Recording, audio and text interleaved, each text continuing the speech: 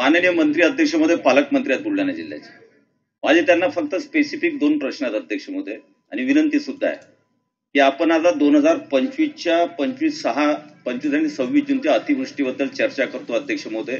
त्याचं GR केव्हा निघणार, त्याचे पैसे किती दिवसाच्या आत आपण देणार, हा पहिला प्रश्न अध्यक्ष महोदय.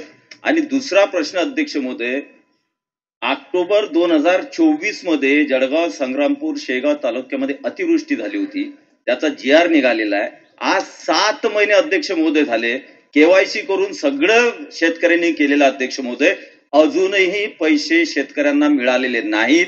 2023च्या जुलैमध्ये अध्यक्ष महोदय अतिवृष्टी आणि खरडून गेलेली शेती ही मोठ्या प्रमाणात जळगाव आणि संग्रामपूरमध्ये झाली. त्यातलेही 700 ते 800 शेतकरी अजूनही मदतीपासून वंचित आहे. माझी विनंती एवढीच अध्यक्ष महोदय की आता 25ची आपण चर्चा करतो, पण 24 आणि 23 मध्ये घडलेल्या घटना ज्या अतिवृष्टीच्या आहेत, खरडून गेलेल्या शेतीच्या आहेत, त्याचे जर अजून पैसे मिळत नसतील तर तातडीनं पालकमंत्री महोदय, मदत पुनर्वसन मंत्री सुद्धा आहेत, तातडीनं या हप्त्यात किंवा दुसऱ्या हप्त्यामध्ये बुलढाणा जिल्ह्याच्या या विषयांची जे पेंडिंग आहे त्याची मीटिंग लावावी आणि लवकरात लवकर त्या शेतकऱ्यांना न्याय मिळाल्याचा प्रयत्न ते करणार आहात का? निश्चितपणानं पंचनामे प्राप्त झाले की या संदर्भातली मदत ही तातडीनं दिली जाईल. सन्मान्य ज्येष्ठ सदस्य संजय कुटे साहेबांनी या ठिकाणी मागील काही 23-24 मधली मदत मिळाली नाही असं आपल्या प्रश्नामध्ये सांगितलं. मी त्यांना सांगू इच्छितो की जवळपास 3,32,00,000 शेतकऱ्यांना 23-24 मधल्या 445 कोटी रक्कम ही DBT पोर्टलद्वारे येणाऱ्या 2 ते 3 दिवसामध्ये आम्ही वर्ग करतोय. यापैकी 245 कोटी रुपये आम्ही वर्ग केलेली आणि आज आणि उद्या राहिलेले 200 कोटी रुपये आम्ही शेतकऱ्यांच्या DBT पोर्टलवर त्या ठिकाणी वर्ग करू. सन्मान्य सदस्य रोहित पवार. अध्यक्ष महोदय, जानेवारी ते एप्रिल 2025 पर्यंत महाराष्ट्रात 28,368 हेक्टर क्षेत्र बाधित झालं. मे ज्या महिन्याची चर्चा आता अध्यक्ष महोदय सुरू आहे, 77,300 हेक्टर क्षेत्र या महाराष्ट्रातलं बाधित झालं आणि जून 25 मध्ये 14,271 1,20,000 हेक्टर जमीन महाराष्ट्रामध्ये आज बाधित आहे अवकाळी पावसामुळे आणि अतिरिक्त पावसामुळे. अध्यक्ष महोदय, स्ट्रेट फॉरवर्ड एक प्रश्न मंत्री महोदयांना आपल्या माध्यमातून मला करायचा आहे. 2 GR आहेत अध्यक्ष महोदय. एक आहे 1 जानेवारी 2024चा GR इलेक्शनच्या आधीचा होता. दुसरा GR आहे 30 मे 2025 इलेक्शन नंतरचा. 1 जानेवारी 2024च्या GR प्रमाणे आपल्या महाराष्ट्रातल्या शेतकऱ्यांना कोरडवाहू जमिनीसाठी नुकसान झालं असेल 13,500 रुपये मिळायचे, बागायतीला 27,000, फळबागाला 36,000 आणि मदतीची मर्यादा 3 हेक्टर होती.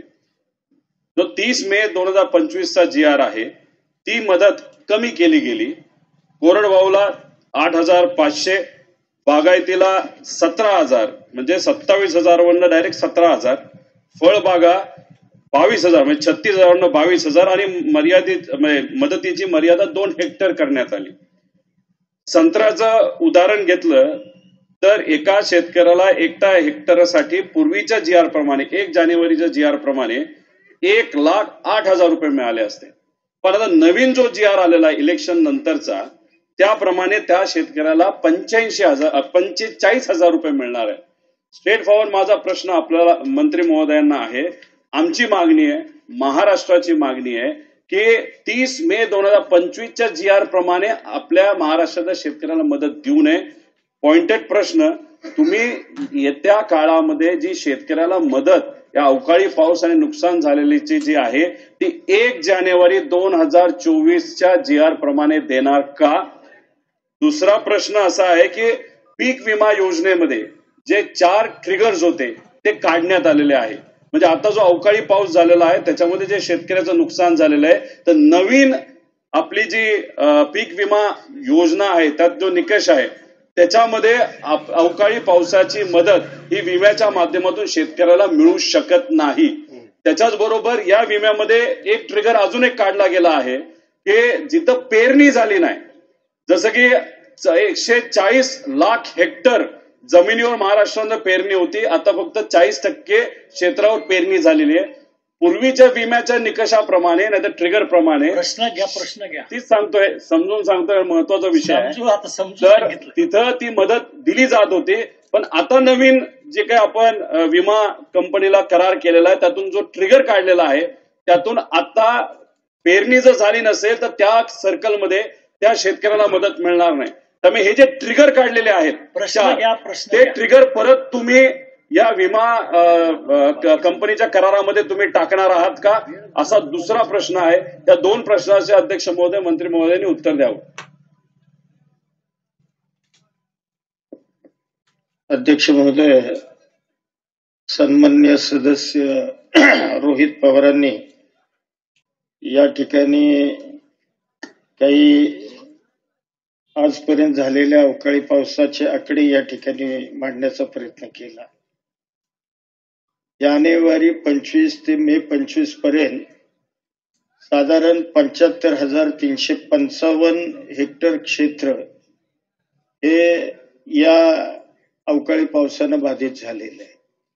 आणि आता अलीकडे जो पाऊस पडला आहे याचे पंचनाम्याची प्रक्रिया ही त्या ठिकाणी गतीनं सुरुवात आहे. त्याचा आढावा सुद्धा मी घेतोय आणि निश्चितपणानं हा सगळा आढावा आल्यानंतर या संदर्भातली मदत आपण एनडीआरएफचे जे निकष आहेत त्या निकषानुसार त्या ठिकाणी आपण ही मदत करणार आहोत. आपण सांगितलं की बाबा 24ला जार निघाला होता, 23च्या जार प्रमाणे आता आपण पैसे देतोय, परंतु जे मे पर्यंतचं नुकसान झालेलं आहे 31 मे यांना आपण 24च्या जार नुसारच पैसे देणार आहे. परंतु खरीपाचा जो हंगाम आता सुरू झाला आहे याला आपल्याला एनडीआरएफच्या निकषानुसारच पैसे द्यावे लागतील.